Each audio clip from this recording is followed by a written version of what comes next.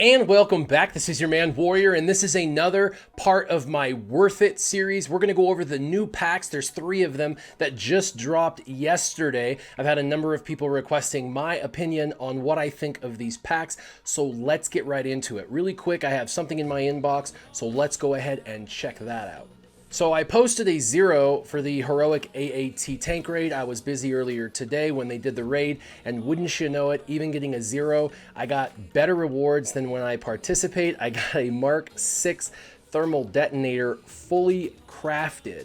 These are super important and a ton of people need them. If you look, there are a ton of people underneath that could definitely utilize this. So let's go ahead and claim that. Also, these Mark 8 Neurosalves are required for going to gear 12 from gear 11. They're by the force. So I have a ton of them. I have 1,900 of them. So this particular aspect of this piece isn't the part that you need, but this is one of those pieces, once crafted, is needed to go to gear 12. As far as the other rewards, you know, it's all basic.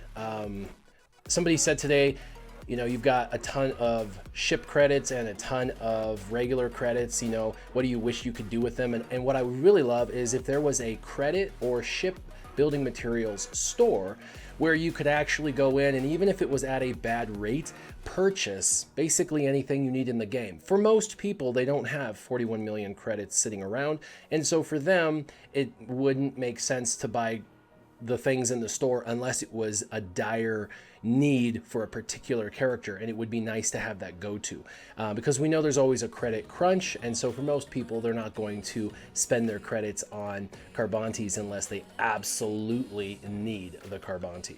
So let's go ahead and go right into the store.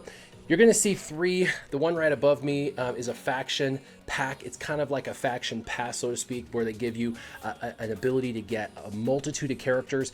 So let's go ahead and click on this. There's 2 faction packs, one for First Order, one for Resistance. So they have the 5 basic Resistance characters in here. The one, of course, that they don't have is R2-D2. All of these characters are farmable, and you will more than likely only get 10 on your drop statistically. There's a maximum of 10 purchases, so they're telling you can only do it so often. There will be, on a rare occasion, that person that posts on a Reddit forum that they got 145 or whatever, but for your expectations, so you're not upset, know for a fact that you will get 10, and then when you get 10, you will not be upset, but you have to set your expectations properly. Now, if you set your expectation properly for this faction pack, you will get a random character, probably not the one you're looking for, at 10 shards. If you look at the price, 700 crystals, it's 70 crystals per shard.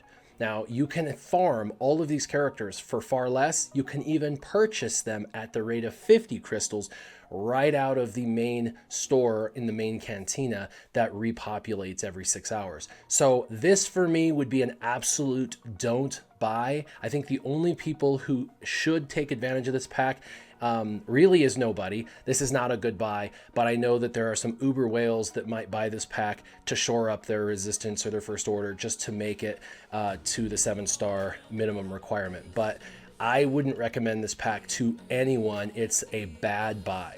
Also, the other faction pack for First Order, the exact same thing. You have no control over who drops. So while you'll want First Order TIE Pilot and you're going to want the First Order Stormtrooper, those are going to be harder farms. You're not probably going to have those drop because that's just the way RNG works. Inevitably, you'll get 10 shards of Kylo Ren, who you could have got out of Cantina. So these 2 packs, these 2 faction packs, I'd say absolutely unequivocally don't buy. As far as this pack right here goes, let's take a look at it.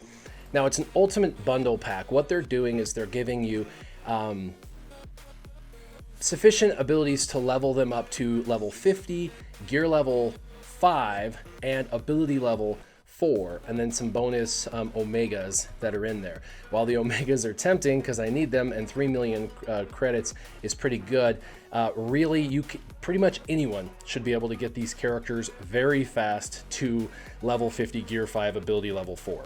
Pretty much any free to play has all of this sitting in their inventory already. So that needs to be taken out of a value situation, because that's not adding to the value for anybody. Really, that's not what people need, is that additional material. Now, if it took it to gear level 7 or something like that, that would be another thing.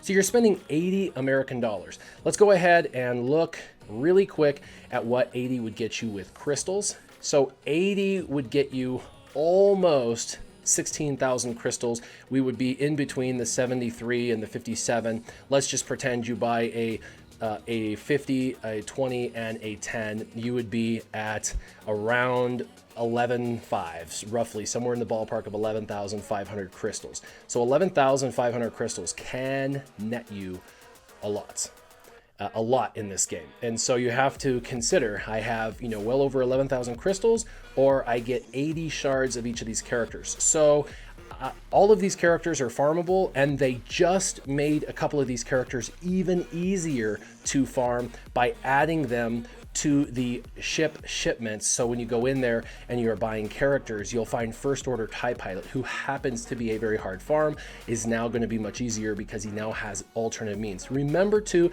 that they increased the ability to farm these hard nodes from 3 to 5, which almost doubled the potential drop rate for you of how many you're going to get in a day, because of it's assuming the RNG stays the same.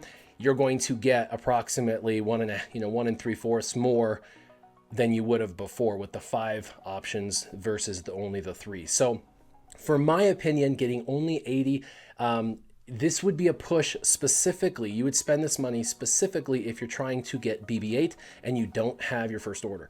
This is going to get you to the basic unlocks of these individuals, but it's not going to get them where they need to be for BB-8. It's only a boost, and it's $80. So my thought would be, if you were going to spend any money in the game, skip this pack because there's really no value here, and go with a $50 crystal pack, and then very strategically use that for the refreshes for Kylo Ren, or the refreshes in the other places. Also, First Order officer is going to be easy. So that's my thought on these packs. I would say they're all a no-go, but if you're desperate and you spend money in the game, the $80 pack will boost you up quick, but I think that would be money better spent on crystals. So if you're wanting my opinion, the faction packs are an absolute no-go, and the First Order Ultimate Bundle would be a no-go for anyone unless you're absolutely desperate. But if that was the case, buy some crystals. As always, make sure you keep your gaming on.